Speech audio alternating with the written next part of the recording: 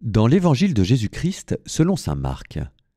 En ce temps-là, appelant de nouveau la foule, Jésus lui disait : « Écoutez-moi bien tous et comprenez bien.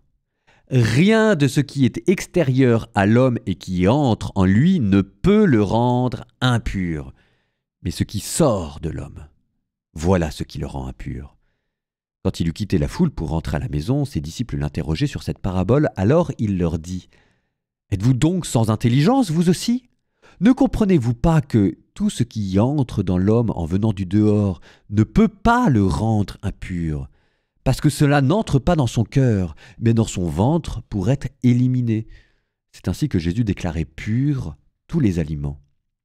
Il leur dit encore : « Ce qui sort de l'homme, c'est cela qui le rend impur, car c'est du dedans, du cœur de l'homme, que sortent les pensées perverses, inconduite, vol, meurtre, adultère, cupidité, méchanceté, fraude, débauche, envie, diffamation, orgueil et démesure.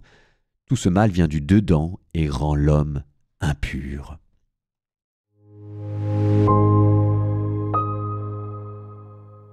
C'est un évangile que l'on retrouve dans Matthieu, dans Luc et aujourd'hui dans Marc. Mais à chaque fois, il y a toujours un petit truc qui distingue Matthieu, Marc et Luc. Par exemple, dans l'évangile d'aujourd'hui, il y a une phrase qu'on n'entend que chez Marc et chez Marc lui seul.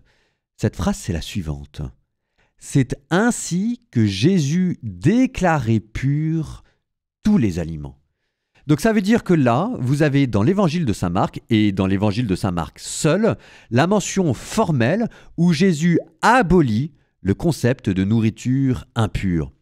On sentait bien dans les autres évangiles qu'il y avait quelque chose comme ça, mais ce n'était pas dit de manière aussi forte.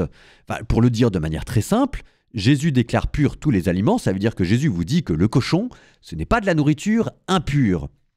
Ça ne veut pas dire que Jésus mangeait du cochon, parce qu'après il y a des traditions, mais ça veut dire que si jamais Jésus refusait de manger du cochon, dans sa tête c'était uniquement pour des traditions culturelles. De toute façon, il ne devait pas y avoir beaucoup de cochons à manger dans l'Israël de son époque, et ce n'était pas pour des raisons cultuelles, c'est-à-dire religieuses. Je dis ça parce que souvent, quand même, parfois dans les réseaux, on entend des musulmans qui nous disent « vous mangez du cochon », mais enfin, où est-ce que Jésus a dit qu'on avait le droit de manger du cochon ? Ben, exactement ici. Alors maintenant, pour aller jusqu'au bout, et pour reprendre mon anecdote avec les musulmans, ça voudrait quand même dire une chose que très souvent nous oublions, c'est que de la même manière qu'un musulman est dégoûté à l'idée de manger du cochon, c'est ainsi que nous, chrétiens, nous devrions être dégoûtés à l'idée de dire une parole mauvaise. C'est autant quelque chose, enfin c'est autant, c'est ça la vraie impureté.